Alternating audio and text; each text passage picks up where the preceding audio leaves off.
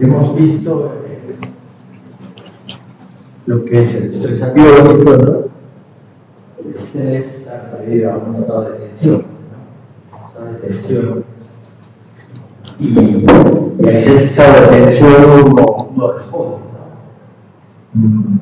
¿no?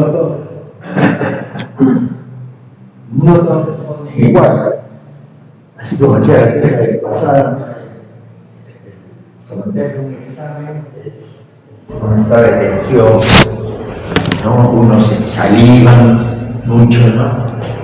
Le suben las pulsaciones, etc. En las plantas también son capaces de poder tensionarse, ¿no? Y como producto de esa tensión que se da por cientos, miles de años, conlleva siempre una adaptación. La adaptación significa, pues, por ejemplo, engrosar las paredes celulares.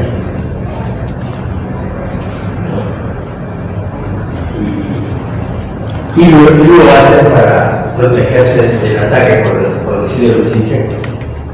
O acumulan flavonoides o acumulan antocianos, ¿no? Para evitar que crezcan allí los hongos. Recuerdo muy bien que en el laboratorio estábamos cultivando tara en las cámaras de crecimiento y tara fuera de las cámaras de crecimiento. Después de 15 días, las plantas que estaban creciendo en la cámara de crecimiento comenzaron a llenarse de un polvillo blanco. ¿Las plantas? Sí, las plantas, las hojas comenzaron a tarquearse. El polvillo es moho, ¿no? Y entonces yo decía, ¿cómo? ¿Por qué? ¿No? Si la tara creciendo en el ambiente no desarrolla ese milio, ¿por qué a la sombra sale ese milio? Entonces, investigando, ya nosotros sabemos que la tara acumula ácido gálico, es decir, taninos en las hojas. Y esa acumulación de taninos limita el crecimiento de los hongos.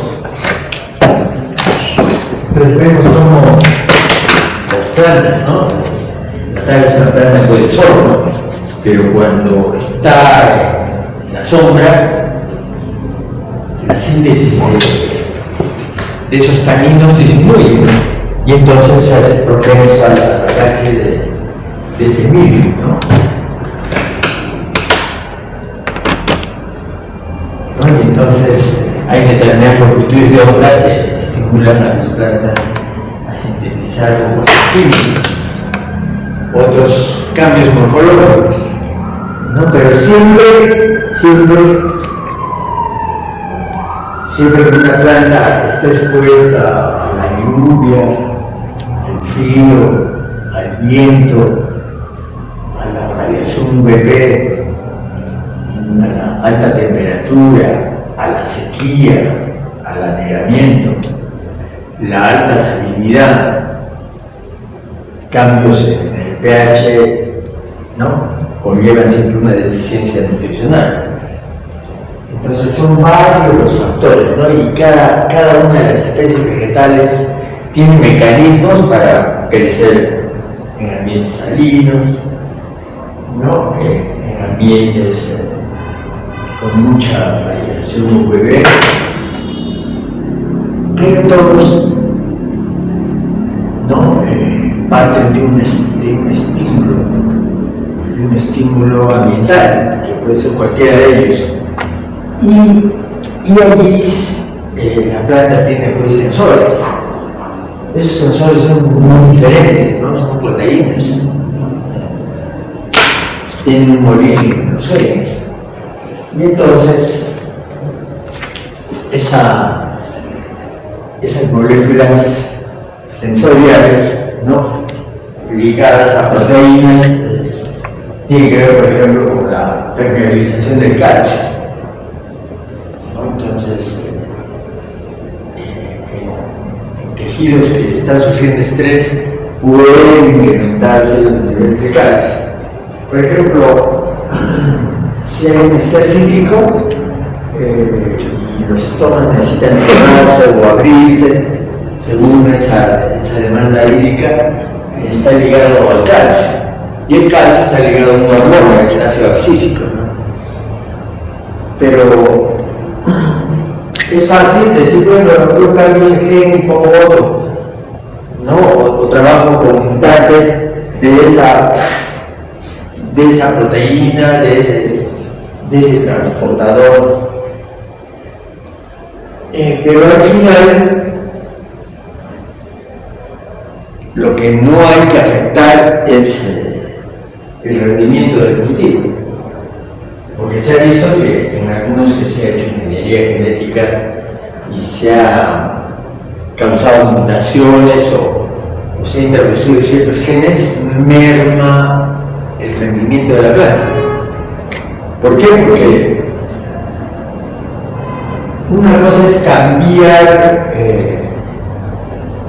la resistencia, donde participan muchos genes, y cambiar la tolerancia.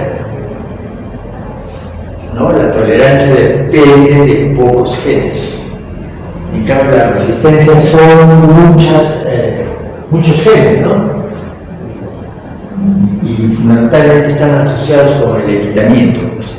Evitar ser comidos, evitar desecarse, evitar marchitarse por altas concentraciones de sal. Entonces, es importante saber diferenciar qué es tolerancia, evitamiento y qué cosa es el escape. Que hemos dicho del escape, que está referido no a plantas que sean tolerantes, por ejemplo, al déficit hídrico, como ocurre en las plantas que crecen en las lomas, sino el escape es una adaptación en donde el ciclo vital se ha cortado.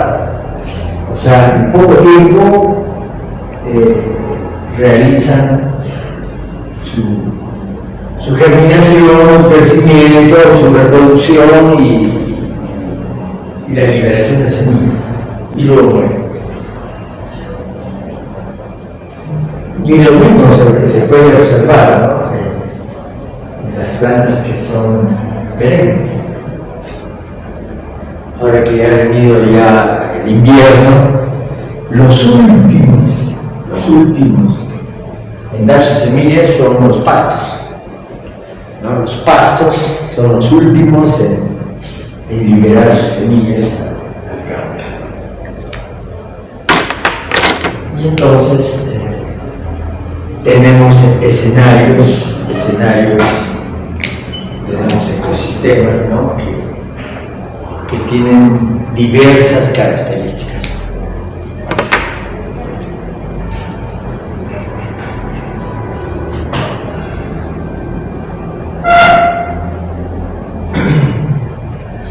Entonces, para nosotros es importante estudiar el estrés por radiación UV, la radiación ultravioleta. En el hemisferio norte o en el sur, el efecto de la radiación UV es más disminuido. ¿Por qué? Porque el sol no pasa por el cenit, la radiación está disminuida. Y aparte de que en esos lugares en donde la vegetación crece casi a nivel del mar y la altitud máxima es de 2 kilómetros, ¿no? 2.000 metros, entonces hay una disminución, ¿no? Hay una disminución de esa radiación. Para nosotros es importante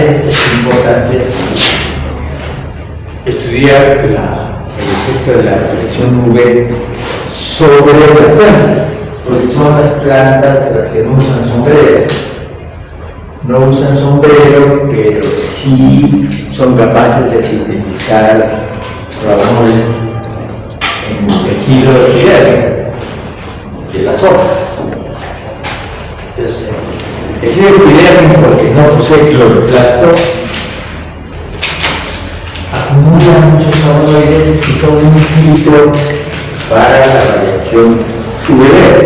O sea, en la radiación UV tenemos tres tipos, ¿no?, de radiación: la UVC, la UVB y la UVA, que se encuentran en la longitud de onda, ¿no? Las longitudes de onda más cortas son las más dañinas, pero esas que llegan del Sol, esa radiación es filtrada por la capa de ozono. O sea, la UVC no pasa, ¿no? Pero sí tenemos ejemplos de UVC cuando prendemos nuestra cámara de flujo laminar y prendemos la lámpara UV, o en los hospitales donde se realizan las operaciones, por unas horas se prenden la luz UVC, o sea, son radiación germicida, ¿no?, para evitar que en esos lugares encontramos organismos patógenos que puedan dañar al paciente. Entonces sí tenemos la radiación UVC producida en las cámaras de crecimiento o las cámaras de cultivos, ¿no?, donde allí trabajamos. Por ejemplo, hay que tener cuidado eso, ¿no? Una cámara de flujo laminar, si está prendida la UV germicida, que lo dejamos siempre 30 minutos antes, ¿no? Estar seguros de que se apagara, ¿no? Hay unas cámaras que automáticamente se apagan, pero si se malogra ese sistema y uno no se da cuenta, porque prendida la UVC y la luz fluorescente, no distinguimos entre las dos, entonces podemos quemar las manos, ¿no? Entonces hay que tener cuidado, ¿no?, si eso es así. Y la UV es una radiación dañina, la que llega en Arequipa, por ejemplo, la radiación UV es muy alta, ¿no?, y se mide del 1 al 14, ¿cierto? Y entonces eso se establece por el grado de irritación de la piel, ¿no? Hay distintos grados. También hay unos, por ejemplo, los blanquiñosos, ¿no?, que se les irrita más la piel, les ponen rojos con un tomate, ¿no? Entonces, por ejemplo, ellos no tienen el pigmento de la melanina, y entonces su piel no está adaptada a ese tipo de radiación, y entonces son propensos al desarrollo del cáncer. El cáncer de piel en Arequipa es muy alto. Estamos obligados a usar las cremas, ¿no?, bloqueadoras de UV. Bien, entonces hay que preguntar, pues, si las plantas son capaces de tolerar la radiación UV y cómo lo hacen. Ya les he indicado que a través de la síntesis de esas sustancias que limitan el paso de esa radiación. Pero también, ¿no?, pueden existir la especialización de las células epidérmicas que dan lugar a la formación de pelos o tricomas, ¿no? Los pelos o tricomas son como estructuras que sombrean la hoja, ¿no? Entonces sombrean la hoja y entonces limitan la radiación. Es así que entonces tenemos ¿no? La radiación fotosintéticamente activa, y como dice acá, ¿no? ¿Qué es lo que afecta a la radiación fotosintéticamente activa? Que está entre 400 y 700 nanómetros, no afecta los sistemas fotosintéticos. La que afecta es la UVB, la que está por debajo de los 400 nanómetros. ¿Qué afecta? Afecta los fotosistemas, ¿no? Se fotosiden, por ejemplo, el fotosistema P680 es el que tiende a fotooxidarse. Y entonces su fotooxidación va a llevar pues, a disminuir la cantidad de síntesis de ATP y de energía que debe utilizarse para fijar el CO2. Bueno, de los flavonoides que estamos hablando destacan pues la quercetina y el cafeol. Hay que señalar que los flavonoides no solamente se sintetizan en las hojas, sino también en las raíces, pero principalmente en las hojas. Y de ahí hay un muchacho que va a medir esto de Lindelli. ¿No? Ya tenemos los estándares de quercetina y cafeol. Y no había hablado de la radiación UVA. La radiación UVA es la radiación menos dañina. También se puede dar radiación UVA para broncearse. Es la luz que nos permite broncear. Los gringos, por ejemplo, ¿no? Que son blancos con una yuca, necesitan ellos que no están tostaditas. Entonces ustedes habrán visto en las películas que aparecen unas cámaras donde se meten ahí, ¿no? Y hay una luz UVA, esa UVA. Entonces esa no causa daño, pero sí da ese bronceamiento que buscan, pues, ¿no? Las personas que no quieren mantener su piel blanca, ¿no? Porque hay americanos que tienen la piel blanca, bien blanca, que uno las mire y no, se queda sorprendido, ¿no? Así es su bioquímica, ¿no? Entonces, la UVA no va a causar daño. La luz azul con la UVB puede o no, combinada, puede o no afectar el crecimiento de las plantas y la acumulación de sus flavonoides.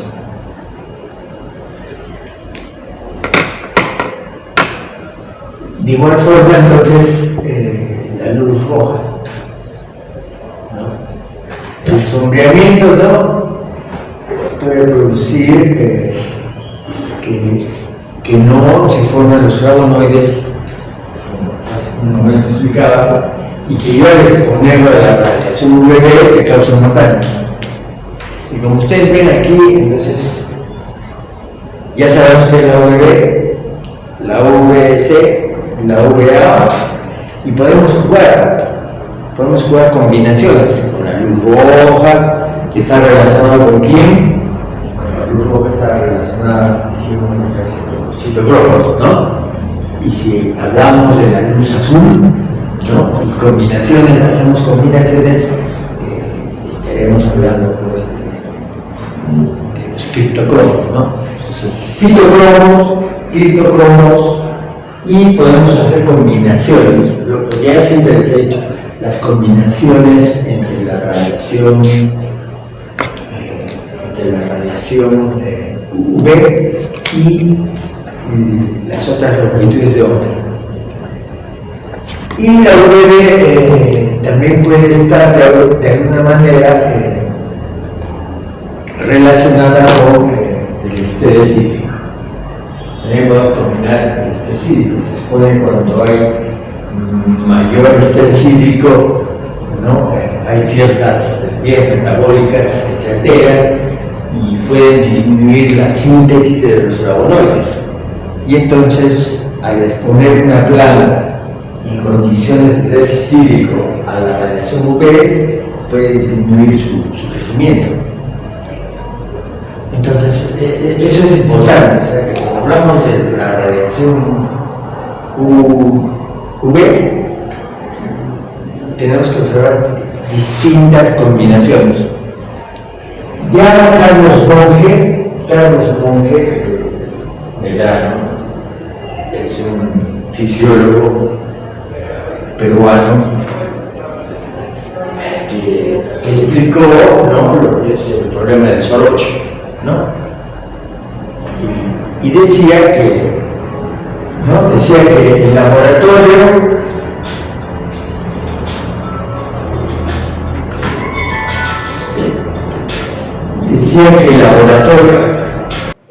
él decía que se podía estudiar la fisiología del peruano en el gran laboratorio que tenemos, que tenemos seres humanos que crecen a distintas altitudes, y poder estudiar, ¿no?, cómo es que el mal de la altura afecta la fisiología de muchos peruanos, y por qué, por ejemplo, a mayor altitud son más bajitos, ¿no?, porque se alteran los niveles de hormona del crecimiento. Mayor altitud es más bajito. Entonces ellos son, pues, soldados que los metemos para los submarinos, ¿no? Porque el requisito para uno que postule a la marina y quiere estar en los submarinos, el requisito es que sean bajitos. No pueden ser altos, tienen que ser todos chatitos, ¿no? Y entonces, porque es más fácil moverse, ¿no? Si el submarino quiere bajar, pues todo tiene que correr rápido hacia el otro lado. Y entonces, si son grandes, se van a chocar con las puertas, etc. Entonces, así como el Perú es un gran laboratorio para estudiar el mal de la altura, y que también ayuda a explicar por qué el metabolismo del que vive a grandes altitudes, ¿no? Macusani, por ejemplo. Macusani, ¿cuánto es? 4.500, creo, ¿no? Entonces ahí no solamente el filo, sino la altitud, ¿no?, afecta a la fisiología. Entonces uno puede estudiar en el ser humano, ¿no?, cómo esas condiciones pueden afectar la fisiología, el metabolismo del calcio, lo que les sucede a los astronautas cuando están en el espacio, ¿no? Se altera el metabolismo del calcio y van perdiendo fuerza muscular y ósea, ¿no? Bien, de igual forma, nosotros tenemos un laboratorio para estudiar la radiación UV, porque la radiación es distinta a nivel del mar, es distinta a 2.000 metros, es distinta a 3.000 metros, pero por supuesto que la tensión de oxígeno también es diferente, ¿no? Y uno podría pensar si se afecta más la respiración celular, si baja la tensión. Y también ver cómo las plantas que crecen a mayor altitud tienen poderosas raíces, ¿no? Hipocótilos, tremendos hipocótilos, por ejemplo la maca de Saboya, ¿no? Porque la maca crece a 4.000, pero las condiciones nutricionales de elementos minerales es diferente. Entonces, saben que los chinos han llevado la maca a la China, la han cultivado a esa misma altitud, pero la nutrición del suelo es diferente. Y entonces las características de las raíces, en el caso de la maca, lo que se come no es la raíz, ¿cierto?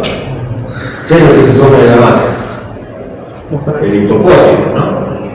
No la raíz. Entonces, pero hay otras especies que las raíces son las otras, ¿no? A mayor altitud las raíces son más desarrolladas. Pero hay un juego de repente con la radiación y también con la temperatura. Y entonces, eso es importante, ¿no? Importante definir sobre cómo eso afecta. Ustedes dirán, ¿y usted ha hecho experimentos con eso? Sí, hemos hecho con aseguro, hemos hecho con la tabla, ¿no? Y eso lo voy a explicar en otras clases. O sea, ahora solamente estoy haciendo la teoría y después vamos a hacer los resultados de la realidad.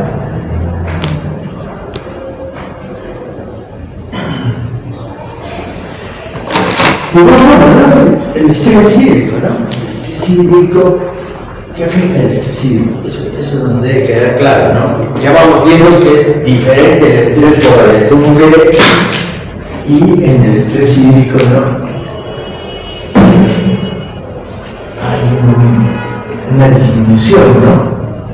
Hay un daño fisiológico, ¿no? Cuando una planta está expuesta a un estrés hídrico, cuando la cantidad de agua disponible es muy baja en el suelo, ¿no? O sea, cuando una planta comienza a sufrir estrés hídrico, según su capacidad de cambio, ¿no?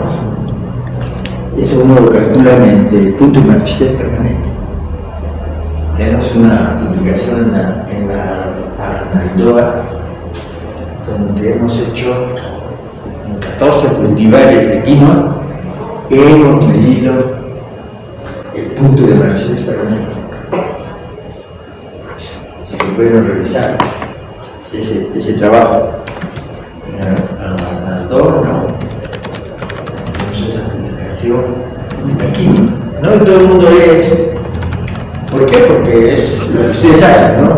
Eso seco, el suelo, ¿no? Pero nosotros vamos a seguir un protocolo que está bien descrito ahí. Bien descrito cómo yo estudio el efecto del punto de marchitez permanente en una especie vegetal. ¿No? Y entonces vamos viendo que las raíces y las hojas están en su potencial hídrico, ¿no? Y hemos visto eso en el experimento que hemos hecho con el tecoma, ¿no? Se afecta el potencial hídrico de la hoja. Pero también podemos haber puesto una raíz y medir, claro. También se afecta el crack, el contenido relativo de agua, como ya vamos a ver, ¿no? En la próxima práctica vamos a tomar plantas de acá y de allá, y vamos a medir la capacidad de retención de agua. No vamos a establecer si hay diferencias y se van siguiendo, ¿no? Y también vamos a medir el CO2. Vamos a medir la capacidad de fijación del CO2 y cuánto de CO2 fija, ¿no? Cuánto transpira en las dos especies. La turgencia celular, ¿no? En la estructura de la pared celular, eso lo vemos, ¿no? Con el carácter esclerógeno. El carácter esclerógeno, ¿no? El grado de suculencia, ¿no? Nos permite medir esto. La densidad estomática, y hay una señorita que se va a graduar ya a fines de julio, incluso a mediados de agosto, ¿no? Le he hecho también entre el tecoma stans y el tecoma fulva, ella ha medido la densidad estomática. Es importante la densidad estomática. Bueno, los tilacoides, eso no hacemos, ¿no? No hemos medido la homeostasis iónica, pero podemos medir, ¿no?, los metabolitos. Podemos medir, ¿qué vamos a medir? Vamos a medir los carbohidratos totales, podemos medir la prolina, podemos medir la glicina betaína, podemos medir las enzimas antioxidantes, ¿no?, la actividad de sucralosa dismutasa, la actividad peroxidasa, la actividad de catalasa, la glutato reductasa, etc. O sea, podemos medir que el estrés oxidativo, ¿no? El estrés oxidativo.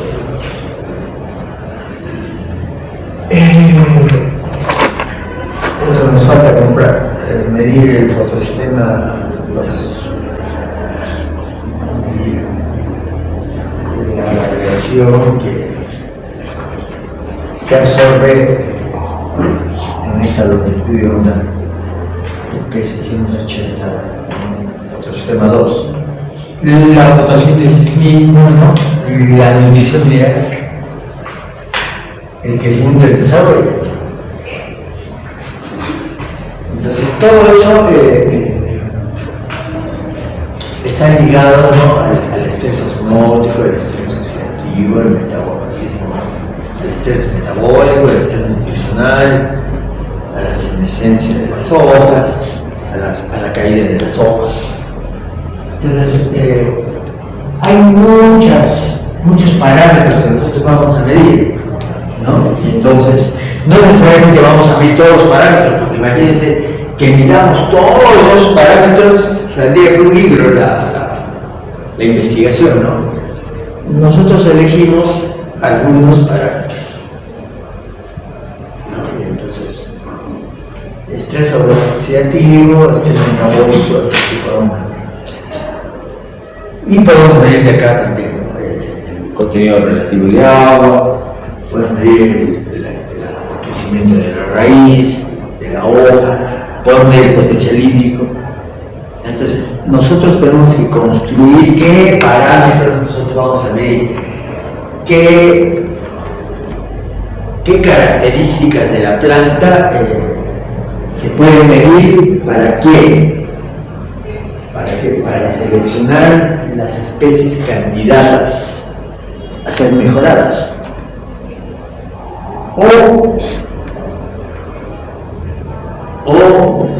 O qué especie posee características que pueden ser modificadas genéticamente, ¿no?, ir a planes de mejoramiento. Entonces, ese es el trabajo del fisiólogo. El trabajo del fisiólogo está en caracterizar a las plantas, ¿no? Decir, este es sensible y este es tolerante. ¿Por qué este es sensible? Porque el otro es tolerante, ¿no?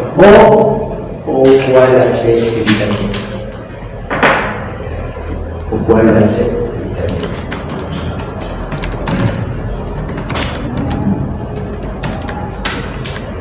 Entonces tenemos que describir qué estrategias de resistencia al déficit hídrico desarrollan las plantas, ¿no? Como ya hemos visto qué estrategias de resistencia al déficit hídrico desarrollan las plantas. La tolerancia, el evitamiento, el escape. O podemos medir la capacidad de recuperación. O sea, yo puedo aplicar el estrés y medir qué alteraciones ocurren, ¿no? Pero yo también puedo hacer ¿qué? Medir la recuperación. O sea, le doy el estrés y después la comienzo a regar normalmente y comienzo a medir su capacidad de recuperación, ¿no? Después de que ha habido una helada, por ejemplo, yo puedo ver qué plantas se recuperan después de la helada de manera natural que puedo sembrar en una parcela, sabiendo que va a caer una helada, poner 20 variedades de tomate, ¿sí? Y espero que venga la helada de manera natural y lo eche el cultivo, ¿no? Y de repente ya pasó la helada, entonces ya las protejo, porque puede venir otra, ¿no? Y matarlas, ¿no? Lo que yo quiero ver es cuáles de esas se recuperan más y qué cambios metabólicos, qué cambios fisiológicos, morfológicos aparecen durante esa recuperación. Es decir, no solamente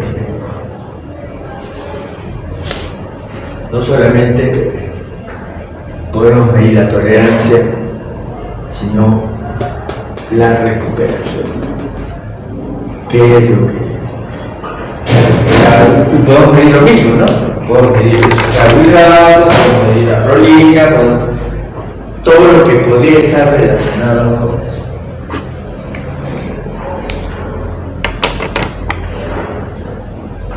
Bien, entonces, hasta acá voy a hacer la clase. Voy a dejar libres mientras, no sé,